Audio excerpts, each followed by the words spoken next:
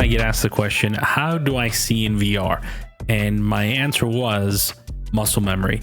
Now, how do you perfect your muscle memory while in VR? And the answer is having a sim pit. So I've shown you guys my sim pit. In fact, I'm working on that video shortly after this one on how to do a DIY wood sim pit, which is very low cost. But for some people, that's just not enough. And I'm super grateful that Next Level Racing reached out and offered to send me one of their amazing metal rigs. Guys, this is completely different from my Home Depot creation. This is solid metal. It does not budge, and it's an epic build. And this unit allows you to really increase your immersion by allowing increased muscle memory. Everything is in the same place every single time. When you're in VR, that's critical. You can't see where your hardware is, but if it's in the same place, you are set to go. So that's why, to me, having this rig or any custom rig is the best way to really increase your immersion. But let's get into the details and we'll learn a little bit more. If it's your first time here, welcome to the channel. My name is Jose. I'm an air traffic controller, and I love creating VR flight sim content focused on anything from software and hardware reviews, or whether it's a VR headset, a joystick, a flight sim rig, or anything in between. That's what we talk about. This product to me really is an amazing build. The quality on it's exceptional. And if you guys are considering picking one up, check out the link below because there's a discount for you guys and also helps support the channel. Again, I do appreciate the support that you guys provide me, even by watching it, even by hitting the thumbs up button. So thank you so much. I appreciate it. So to reiterate, the 3 items that Next Level Racing sent me, they arrived on a pallet. It was the Next Level Racing Flight Stand Pro, the Flight Seat Pro, and the Elite Monitor Stand. The Elite Monitor Stand is the only one that's made of aluminum, but the other 2 are made of metal. They're super heavy. They are, solid. They are meant to be on a motion platform. Now, what does that mean? Not only is it heavy, but it does cost less than the aluminum extrusions. Those rigs cost significantly more. So the benefit of this, I think, really just allows you to save a little bit of money if you're not going to spend $3,000 and jump in and have a platform that's going to increase your immersion by allowing for that increased muscle memory. Now, while I don't have a motion unit set up for this, this unit is meant to sit on a motion base, which is super cool. So it's modular on top of that. You can buy, like I said, the Flight Stand Pro and later on get the Flight Seat Pro. Or if you just want one or the other to use your office chair at the house or vice versa, you have the ability to be modular with it, which is super cool. Now, at the time that I chose this, I did not have force feedback, but now I do. The Moza AB9 review on that coming out a little bit later. But the Moza force feedback does sit in a really good spot. It's actually just absolutely perfect how it sits.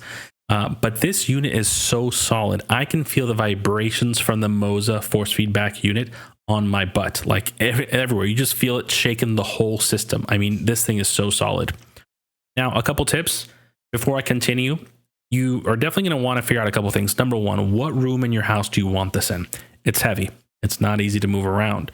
Right? So move it in that room with a dolly, get some help, take it upstairs, take it downstairs, but do not try to build it in one room and then wheel it across the house. I've had this unit now for several months and I was able to move it across my house. I've actually moved this unit 3 times. I've redesigned it, I think 2 or 3 times already. So I've kind of learned a lot about it, and this isn't just a 1-week review. Like I'm telling you, I've put it through its paces. In fact, to move it into this office where it's at now, I had to remove the door off the hinges. So don't think that you're gonna just willy-nilly this thing across the house. And it does come with caster wheels, which is really good, so you can roll it around. But I ended up leaving the front caster wheels on and putting just the rubber bases on the back so it doesn't budge.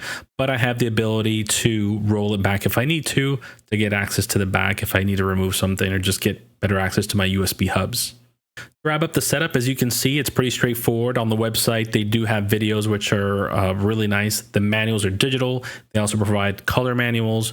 And it's very straightforward. If you can build anything from IKEA or Lego, you got this. Now, as far as the comfort and accessibility, the Flight Seat Pro comes with a sturdy chair that is really solid. In fact, it was so solid that I use it as my handrest to get in and out. The chair does recline and it does have a chair slider back and forth, although it does seem to be bumping in with my Moza force feedback base.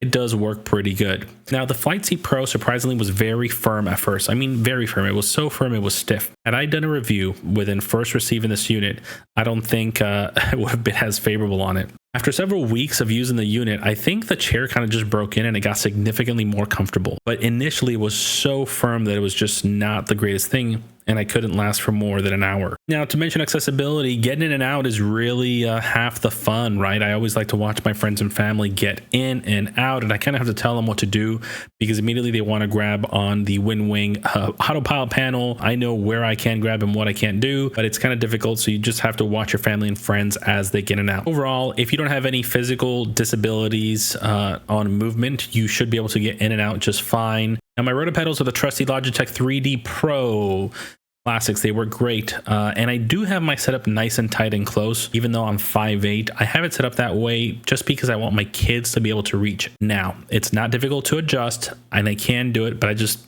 kind of leave it that way and it's fine. I can reach it, my kids can reach it, but depending if you're a taller person, you're gonna have to adjust it and kind of see how it fits. So just keep that in mind, and I think it should work just fine for taller individuals. But the unit is very adjustable, and I'm talking about you can slide your seat back, you can put the rudder pedals like all the way forward and lower at an angle, 10 different angles. It's really impressive at how adaptable this unit is. The unit does come with the red seat belts, which are awesome. You can use for immersion, or if you upgrade to the motion platform, you might need them on there so you don't get tossed around. And while even though I don't have the motion platform, I enjoy rocking them on there. I think they look pretty dang cool. I don't know, I'm nerdy like that. I'll put them on when I'm flying because I don't know, I'm already simulating VR, so gotta simulate all the way. And yeah, you know, it's optional. You don't have to put them on, obviously.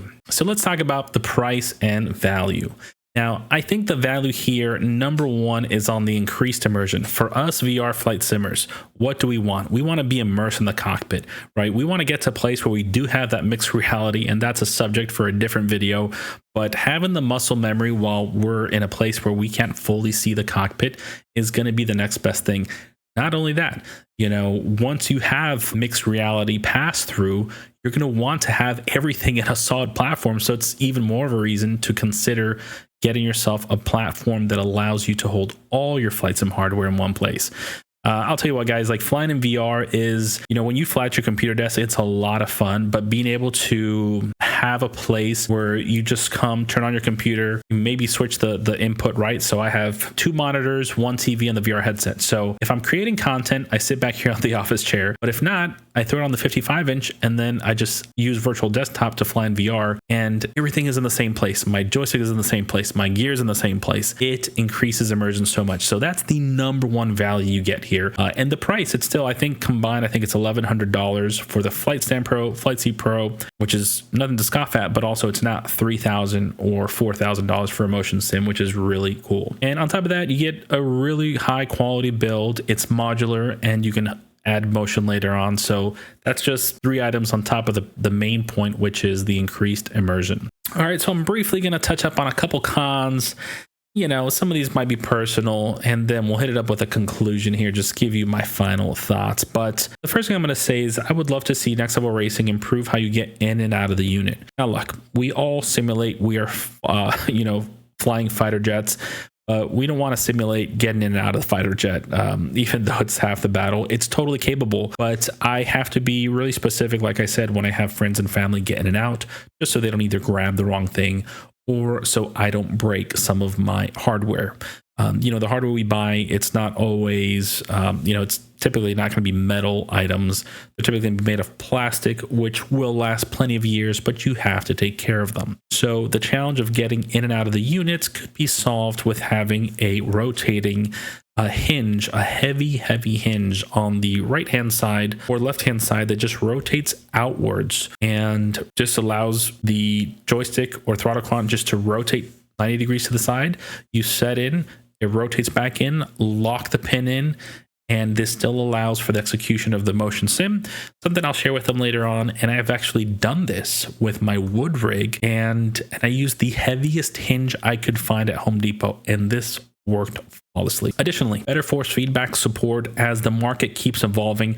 I know they're able to take some of the Brenner rudder pedals and yokes, but just something to keep in mind, these units are still big. The Moza base, while it does fit, it's one of these things, as this chair slides forward, right? I bump into it, even though it has a slot that would typically work for the A10 Warthog throttle. This base is so wide with the motors for the Moza AB9 force feedback base, I bump right into it. Again, not the end of the world. I kind of just force myself up into it with a chair, and it works out great. Also, the height of the force feedback bases, or really making things interesting. You have to get creative on how you mount these things. So something that I would love to see better support on in the future. Additionally, for my helicopter pilots, while they do support a way for you to mount a helicopter collective, I don't think there's a native way to have a HOTA setup and a collective. And as you can see, I already have everything under the sun plugged into here.